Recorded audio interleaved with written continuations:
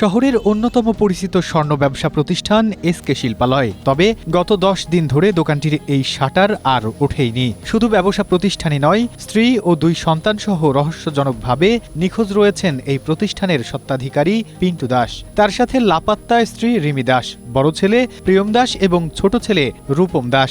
হঠাৎ পুরো পরিবার হাওয়া হয়ে যাওয়ায় এলাকায় শুরু হয়েছে ব্যাপক আলোচনা সমালোচনা। কোনো কারণে কেউ তাকে গুম করলো, এটা আসলে এই ব্যাপারে সঠিক বলতে পারে প্রশাসনিক সঠিক তদন্তের মাধ্যমেই সত্যতা বেরিয়ে আসবে বলে আমি মনে করি। না, বাদুশের জেলা কমিটি সে কোনো দায়িত্বে ছিল না, তবে বাদুশের একজন জেলার মেম্বার, সাধারণ মেম্বার ছিল সে। গোলসেন্স গ্রুপ আপনাকে দিচ্ছে 5 স্টার হোটেল ওনারশিপের সুযোগ। বিস্তারিত জানতে স্ক্রিনে দেওয়া হোয়াটসঅ্যাপ নাম্বারে এখনই কল করুন।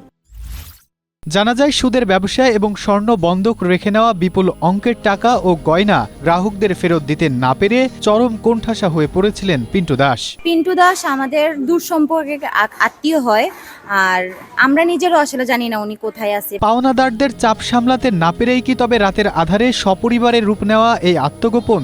এমন নানা প্রশ্ন এখন ঘুরপাক খাচ্ছে শহর জুড়ে। পুলিশও বিষয়টি গুরুত্বের সাথে তদন্ত করছে।